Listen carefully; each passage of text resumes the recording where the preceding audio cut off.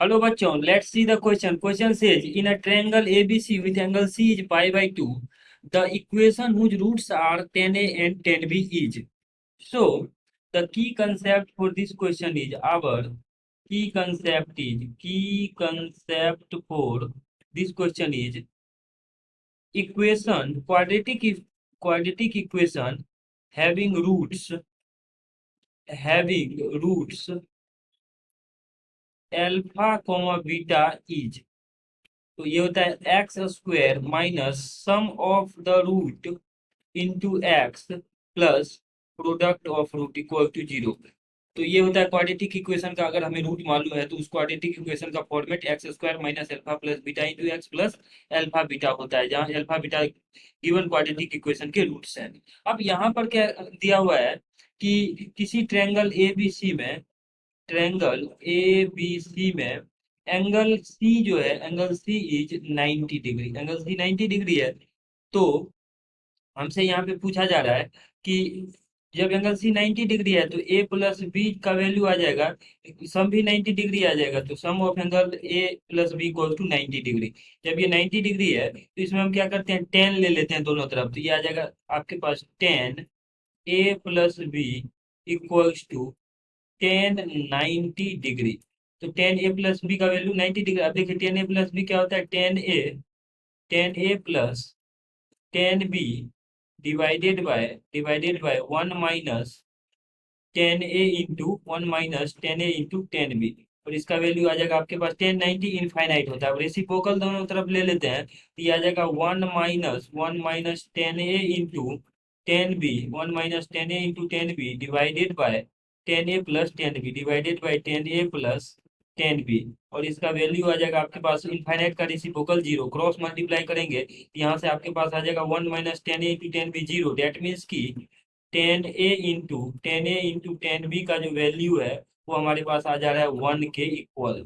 तो product of the root आ जाएगा हमारे पास वन, बिकॉज यहाँ पे tan A and tan B जो है किसी क्वाड्रेटिक इक्वेशंस के रूट्स हैं। नाउ अगर हम टेन ए प्लस बी का वैल्यू देखें तो ये आ जाएगा tan A plus tan B का वैल्यू आ जाएगा हमारे पास, जो कि सम ऑफ रूट को रिप्रेजेंट कर रहा है। तो इसका वैल्यू आ जाएगा, यहाँ से साइन कॉस में बदल देते हैं तो ये आ जाएगा साइन ए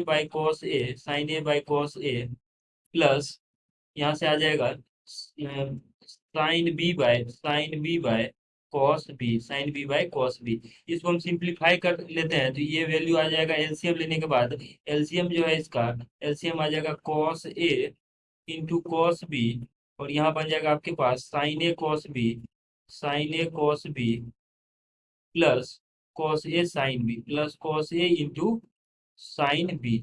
ये वैल्यू हमारे पास आ जाएगा। इसको सिंप्लीफाई करेंगे तो ये साइन ए प्लस बी दे देगा, तो ये वैल्यू है आपके पास sine A plus B divided by denominator हमारा है हमारे पास कॉस ए कॉस बी। तो कॉस बी को हम किस प्रकार से लिख सकते हैं, ये कॉस ए और कॉस बी को लिख सकते हैं। और ये आ जाएगा आपके पास कॉस बी को हम 90 माइनस कॉस ए लिख लेते हैं, क्योंकि कॉस ए प्लस बी का वैल्यू 90 डिग्री गिवन है। इसको सिंप्लीफाई करेंगे, अब देखिए ए प्लस बी 90 डिग्री है तो साइन 90 डिग्री यहाँ पे आ जाएगा, साइन 90 डिग्री डिवाइडेड बाय और कॉस ए, ये आ जाएगा आपके पास कॉस ए और cos 90 minus theta sine theta होता है, cos A into sign A.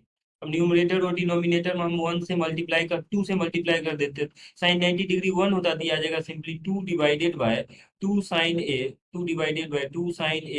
Into cos A, तो इसका वैल्यू इवेंचुअली हमारे पास आ जाएगा two by, so this will become two by sine two A. तो यहाँ से हमने देखा सम ऑफ रूट आ गया हमारे पास, sum of root is two by sine two A and product of root is one. Therefore therefore required therefore required required quadratic equation, तो ये आ जाएगा x square minus sum of root that is two by two by sine two A into x plus product of the root that is one equal to zero. तो quadratic equation जिसके roots tan A and tan B है वो quadratic equation आ जाएगा हमारे पास x square minus two by sine two A into x plus one equal to zero. Hope that you understood it well. Best of luck.